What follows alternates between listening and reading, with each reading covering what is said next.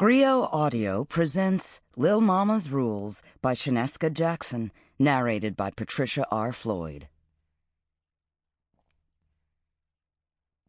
Chapter 1. Rule number 1, never invite them back to your place. Once a man gets into your home, it's all over. It's like something clicks inside his head and he starts thinking he's in paradise. Starts smiling and looking all around with his eyes bulging out of his head as if he just hit the lottery and landed his ass in heaven. What he's really doing is marking his territory, just like a dog who's found his favorite spot and pisses on it. I'm usually a stickler about my dating rules, but for some reason I slipped up this evening and allowed Terrence, with his pretty self, to come up to my condo. And now I'm sitting here on the edge of the sofa wondering when, if ever, he's gonna get out. I knew something was up when he pulled his car in front of my building and turned off the engine. I should have just said goodbye and jumped out. But I sat for a second too long, which gave Terrence just enough time to ask me if he could come in and use my bathroom. Damn. I rolled my eyes as I reached for the door handle, thinking, can't you hold it till you get back to your own apartment?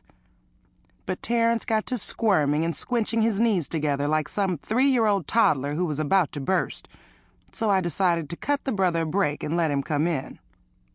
Big mistake. Once we got up to my condo, it was plain to see that Terrence didn't really have to use the bathroom at all. That was just a lie he made up so he could get his narrow behind into my house, where he's been now for the past hour, and from the looks of things, he's not going to be leaving any time too soon. And to think, for a second there, I thought Terrence might be my secret admirer. Not.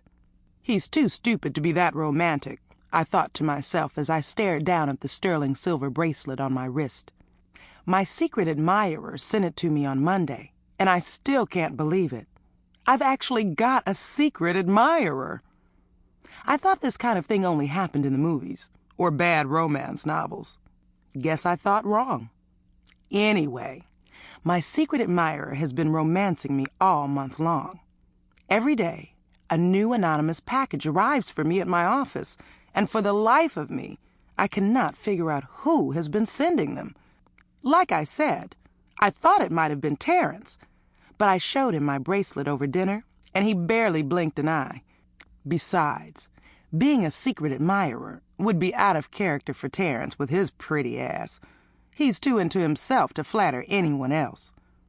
To tell the truth, I don't have a clue about who's sending me all these gifts. I've called every guy I've ever known and asked them if he's the one, but they all say no. Somebody's lying. But every day, the gifts keep coming. This week alone, my secret admirer has sent me this bracelet, a box of Mrs. Field's cookies, a red silk camisole, and a fern.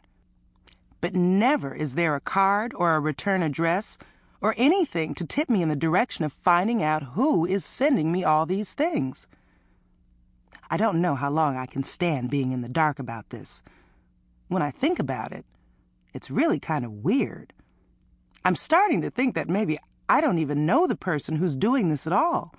I mean, I know a lot of guys, but none of them have this much flair about themselves. Or at least I don't think they do. Maybe my secret admirer doesn't even know who I am. Maybe I'm just someone he saw walking down the street. Maybe he's a rich oil baron who has decided to sweep me off my feet by sending endless gifts. Or maybe he's a psychotic killer. I mean, this is L.A. The guy could be some deranged freakazoid who's been watching me for years. Maybe he's trying to set me up or something. He'll send me gifts until he goes broke. Then one day he'll show up at my office door with a bunch of receipts and a sawed-off shotgun and demand his money and threaten to kill me. Okay, that probably won't happen. But I'm just saying, in L.A., you never know. Anyway, one thing is for damn sure. My secret admirer is not pretty boy Terrence. Just look at him. Done made himself right at home. The first thing he did when he walked through the door was head for the refrigerator. I had Sample complete. Ready to continue?